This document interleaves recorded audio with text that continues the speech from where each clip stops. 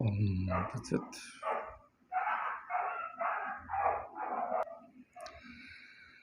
हमारे दरबार में चक्रवर्ती सम्राट राजा दुष्यंत के दरबार में घोर अपमान। एक पत्नी जिसने एकांत में अपने पति से संबंध बनाए हुए एक पुत्र को जन्म दिया है, उसका घोर अपमान पिछले अंक में आप सुन चुके हैं। आगे कहाँ वे मुनि शिरोमणि, पहले क्या बोला था पिछले अंक, दुष्ट तपस्विनी तुम चली जाओ यहाँ से। अब वो फिर आगे क्या कहते हैं, राजा दुष्यंत दरबार में खड़ी हुई है शकुंतला अपने पुत्र के साथ और प्रार्थना है कि मुझे अपना लिया जाए।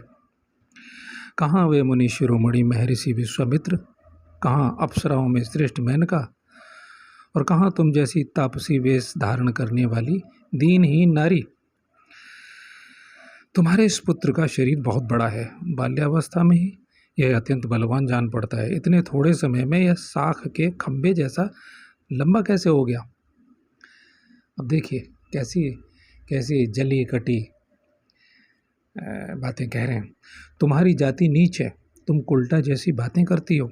जान पड़ता है मेनका ने अकस्मात भोगा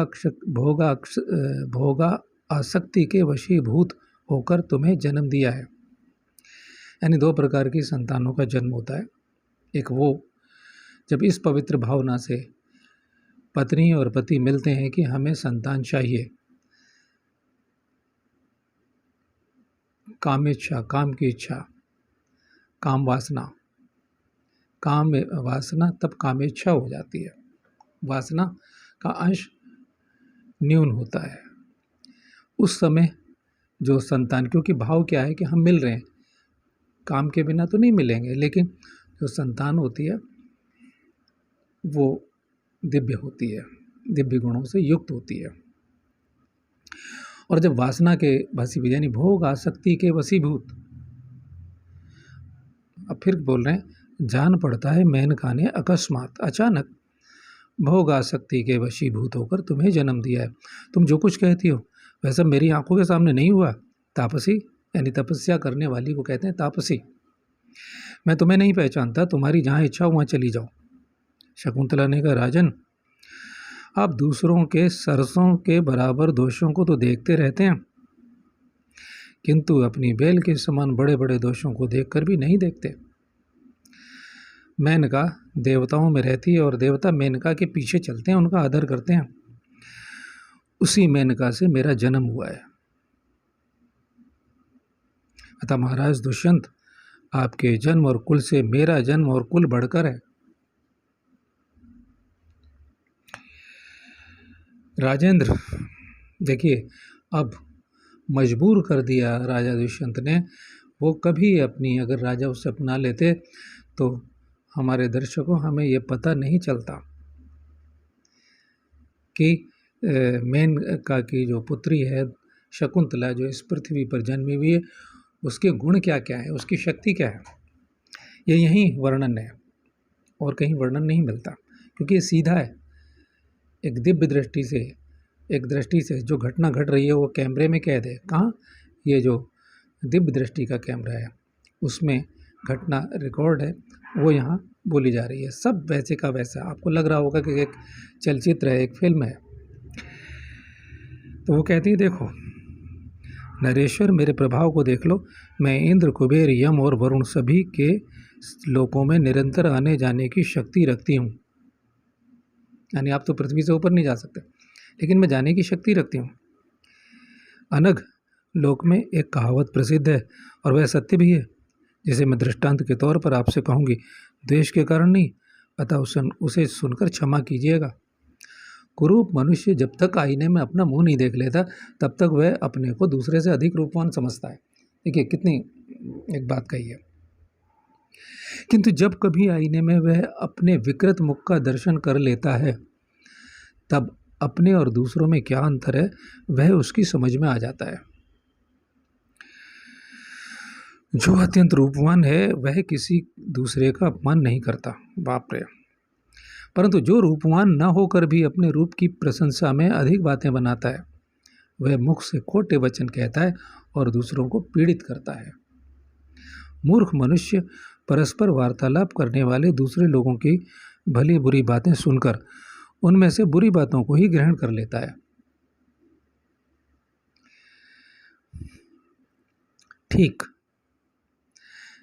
वैसे ही जैसे सूअर अन्य वस्तुओं के रहते हुए भी विष्ठा को ही अपना भोजन बनाता है। अब आप सुनिए, ये संवाद है। परंतु विद्वान पुरुष दूसरे वक्ताओं के शुभाशुभ वचनों को सुनकर उनमें से गुण युक्त बातों को ही अपनाता है, ठीक उसी तरह जैसे हंस पानी को छोड़कर केवल दूध ग्रहण कर लेता है। साधु पुरुष दूसरों की निंदा का अवसर आने पर जैसे अत्यंत संतप्त हो उठते हैं, ठीक उसी प्रकार साधु पुरुष जैसे दूसरों की निंदा का अवसर आने पर जैसे अत्यंत संतप्त हो उठता है, ठीक उसी प्रकार दुष्ट मनुष्य दूसरों की निंदा के अवसर पर, यानी उसे अवसर मिलने पर बहुत संतुष्ट होता है। जैसे साधु पुरुष बड़े बूढ़ों को प्रणाम करके बड़े प्रसन्न होते हैं, वैसे ही मूर्ख मानव साधु पुरुषों की निंदा करके संतोष का अनुभव करते हैं।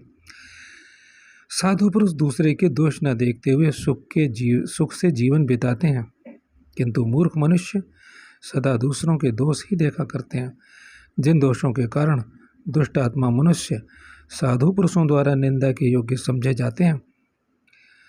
दुष्ट लोग वैसे ही दोषों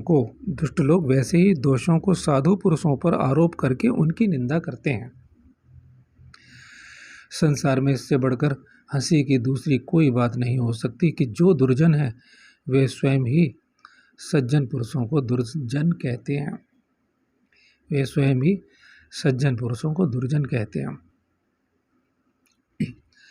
जो सत्य रूपी धर्म से भ्रष्ट हैं, वह पुरुष क्रोध में भरे हुए विषधर सर्प के समान भयंकर है। उससे नास्तिक भी भय खाता है, फिर आस्तिक मनुष्य के लिए तो कहना ही क्या।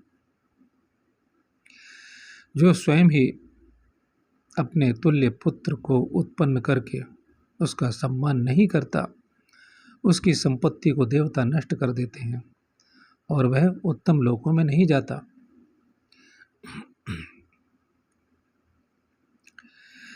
पितरों ने पुत्र को कुल और वंश की प्रतिष्ठा बताया है और अतः पुत्र सब धर्मों में उत्तम है, इसलिए पुत्र का त्याग नहीं करना चाहिए।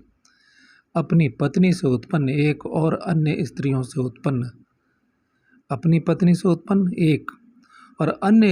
उत्पन्न लब्ध कृत पोषित तथा उपनयन आदि से संस्कृत, ये 4 मिलाकर कुल 5 प्रकार के पुत्र मनु जी ने बताए हैं।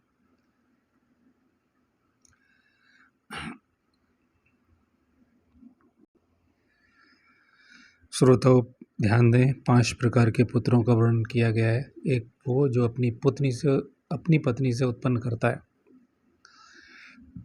वो धर्मयुक्त पुत्र है, और दूसरे अन्य स्त्रियों से, जैसे आजकल रखेलों से, एक भाषा है, रखेलों से पुत्र उत्पन्न हो जाते हैं। और ये किस प्रकार के 4 तरह से, इसका वर्णन आप ये शास्त्र सुनते रहें, असली संपूर्ण महाभारत सुनते रहें, तो इसका विवरण आगे मिलेगा।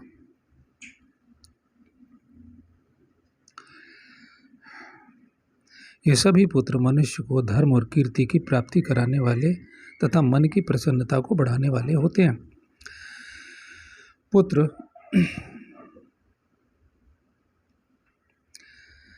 धर्म रूपी नौका का आश्रय ले अपने पितरों का नरक से उद्धार कर देते हैं। देखिए, वो 4 पुत्र भी धर्मयुक्त पुत्र ही कहलाते हैं, आज की भाषा में नहीं।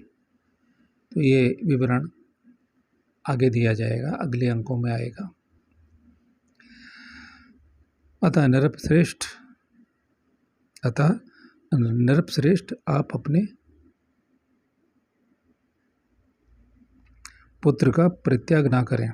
पृथ्वी पते नरेंद्र प्रवर यानी मनुष्यों में आप इंद्र हैं, इसके समान।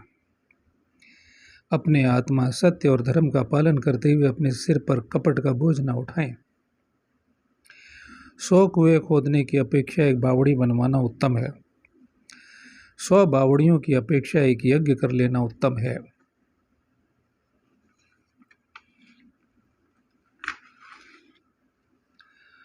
और 100 यज्ञ करने की अपेक्षा एक पुत्र को जन्म देना उत्तम है। और 100 पुत्रों की अपेक्षा भी सत्य का पालन श्रेष्ठ है।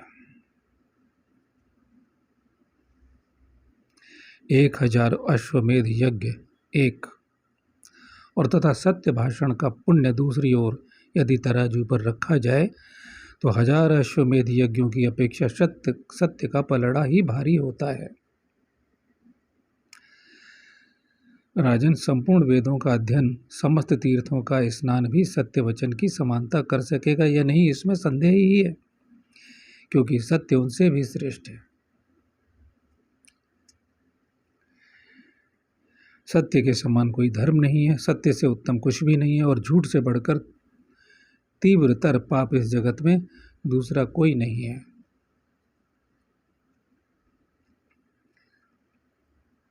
राजन, सत्य परम ब्रह्म परमात्मा का ही स्वरूप है। सत्य सबसे बड़ा नियम है।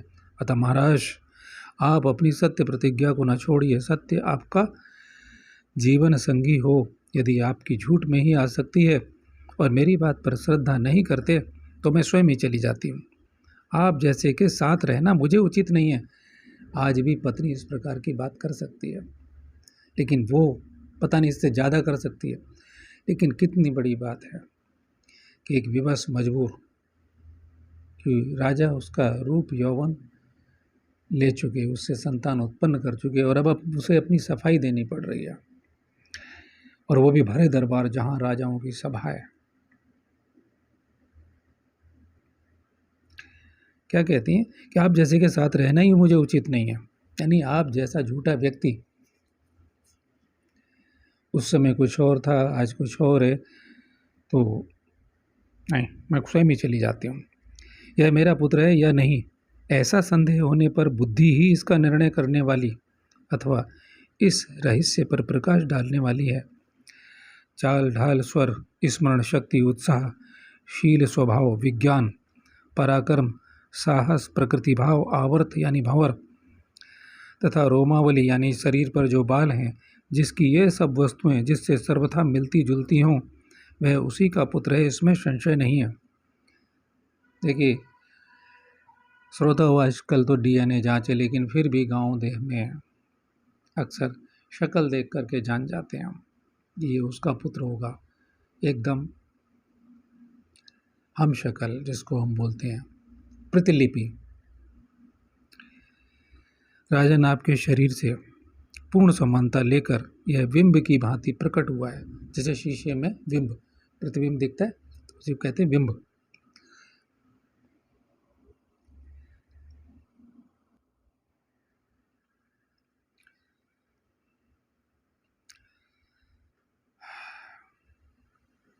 और आपको तात कहकर पुकार रहा है, आप इसकी आशा न तोड़ें। महाराज दुष्यंत, में एक बात कह देती हूँ, आपके सहयोग के बिना भी मेरा यह पुत्र चारों समुद्रों से घिरी हुई, चारों ओर समुद्र से घिरी हुई गिरिराज हिमालय रूपी मुकुट से सुशोभित समूची पृथ्वी पर शासन करेगा। ये उसका आत्मविश्वास है। देवराज इंद्र का वचन है, शकुंतले, तुम्हारा पुत्र चक्रवर्ती सम्राट होगा। यह कभी मिथ्या नहीं हो सकता, क्योंकि देवराज इंद्र ने वचन दिया है, आशीर्वाद दिया है। यद्यपि देवदूत आदि बहुत से साक्षी बताए गए हैं, तथापि इस समय वे क्या सत्य है और क्या असत्य है, इसके विषय में कुछ नहीं कह रहे।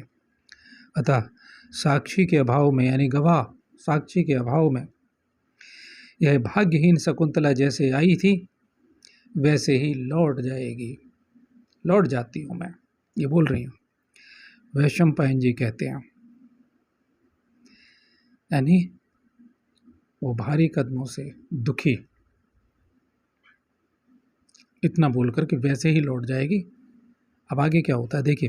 वैशंपायन जी कहते हैं, जन्मेजय, वैशंपायन जी कथा किसे सुना रहे हैं? राजा जन्मेजय को।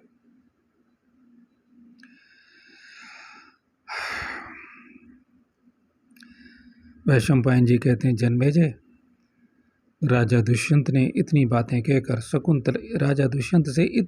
कहकर शकुंतला वहाँ से चलने को उद्यत हुई।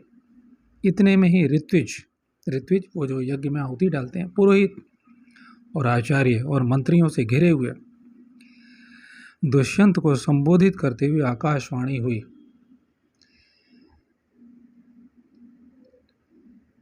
दर्शकों, एक आकाशवाणी आज भी आदमी की आत्मा में होती है जिसे वो सुनता नहीं है, और यहाँ वो धर्म संकट में गिरी हुई,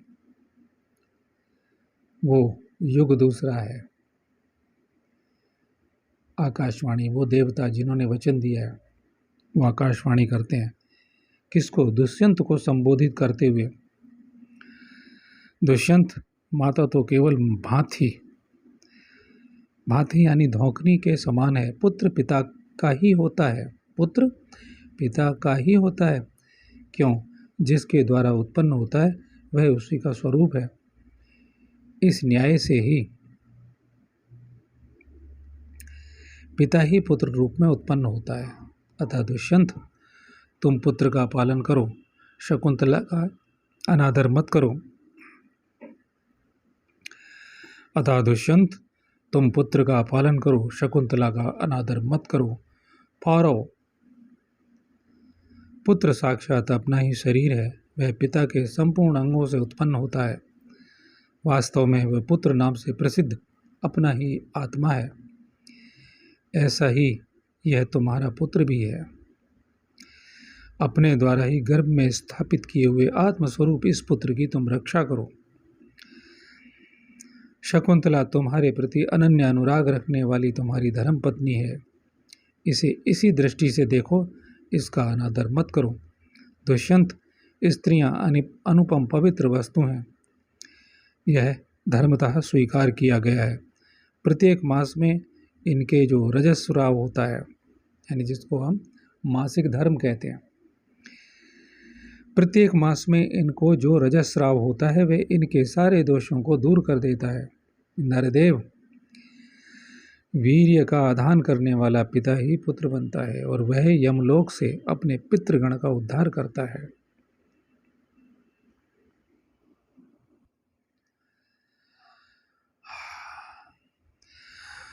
तुमने ही गर्भ में इसका आधान किया था। नरदेव यानी नरों में देवता स्वरूप। शकुंतला सत्य कहती है। जाया पत्नी 2 भागों में विभक्त हुए पति के अपने ही शरीर को पुत्र रूप में उत्पन्न करती है। इसलिए राजा दुष्यंत, तुम शकुंतला से उत्पन्न हुए अपने पुत्र का पालन पोषण करो। अपने जीवित पुत्र को त्याग कर जीवन धारण करना बड़े दुर्भाग्य की बात है। पौरव, यह महामना बालक शकुंतला और दुष्यंत दोनों का पुत्र है। हम देवताओं के कहने से तुम इसका भरण पोषण करोगे।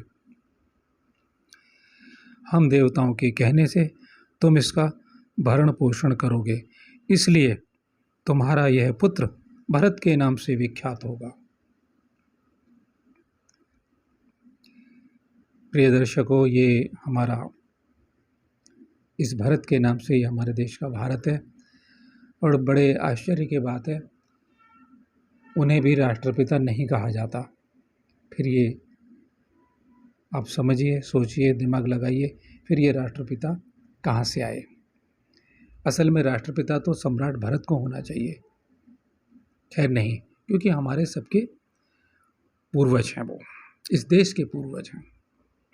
सनातन पृथ्वी पर जो ये भूखंड है, आर्यावर्त खंड है, इसके आदि पूर्वज हैं। खैर, वैशंपायन जी कहते हैं, ऐसा कहकर देवता तथा तपस्वी ऋषि शकुंतला को पतिव्रता बतलाते हुए उस पर फूलों की वर्षा करने लगे। पूर्ववंशी राजा दुष्यंत देवताओं की यह बात सुनकर बड़े प्रसन्न हुए। पूर्ववंशी राजा दुष्यंत देवताओं की यह बात सुनकर बड़े प्रसन्न हुए और पुरोहित तथा मंत्रियों से इस प्रकार बोले, आप लोग सुनो, आप लोग इस देवदूत के कथन को भली भांति सुन लें। मैं भी अपने इस पुत्र को इसी रूप में जानता हूं। आप फिर समझें कि राजा दुष्यंत अपने पुरोहितों को, जो उनके चारों तरफ बैठे थे और जो उनके मंत्री थे चारों तरफ, अपने मंत्रियों से इस प्रकार बोले, आप लोग इस देवदूत के कथन को भली भांति सुने। मैं भी अपने इस पुत्र को इसी रूप में जानता हूँ। यदि केवल शकुंतला के कहने से मैं इसे ग्रहण कर लेता तो सब लोग इस पर संदेह करते और यह बालक विशुद्ध नहीं माना जाता। राजा इसलिए इतनी कठोर बातें कह रहे थे, पराये हो गए थे, परायों जैसी बातें कर रहे थे। वैशंपायन जी कहते हैं, भारत इस प्रकार, और भारत किसे कह रहे हैं? जन्मेजय को, वो भी उनका वंशज है। इस प्रकार देवदूत के वचन से उस बालक की शुद्धता प्रमाणित करके राजा दुष्यंत ने हर्ष और आनंद में मगन होकर उस समय अपने उस पुत्र को ग्रहण किया। तदंतर महाराज दुष्यंत ने पिता को जो जो कार्य करने चाहिए वे सब उपनयन आदि संस्कार बड़े आनंद और प्रेम के साथ अपने उस पुत्र के लिए शास्त्र और कुल की मर्यादा के अनुसार कराए और उसका मस्तक सूंघकर अत्यंत स्नेहपूर्वक उसे हृदय से लगा लिया। उस समय ब्राह्मणों ने उसे आशीर्वाद दिया और बंदी जनों ने उनके गुण गाए। महाराज ने पुत्र स्पर्श जनित परम आनंद का अनुभव किया। दुष्यंत ने अपनी पत्नी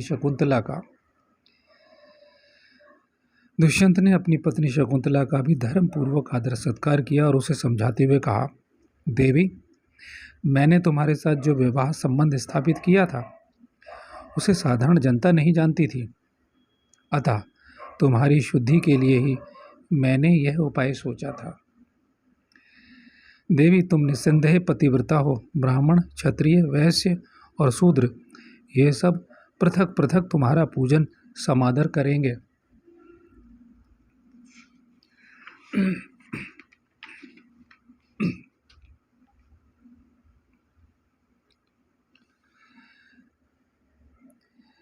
यदि इस प्रकार तुम्हारी शुद्धि न होती तो ये लोग यही समझते कि तुमने स्त्री स्वभाव के कारण कामवश मुझसे संबंध स्थापित कर लिया और मैंने भी काम के अधीन होकर ही तुम्हारे पुत्र को राज्य पर बिठाने की प्रतिज्ञा कर ली। यानी मैंने जो तुमसे शारीरिक संपर्क किया काम के अधीन होकर, तो वो संदेह किया जाता। हम दोनों के धार्मिक संबंध पर किसी का विश्वास न होता, इसलिए यह उपाय सोचा गया था। तथापि ये बड़ा कठिन था। ओम तत्सत। आज के लिए इतना ही, आगे फिर। ओम तत्सत।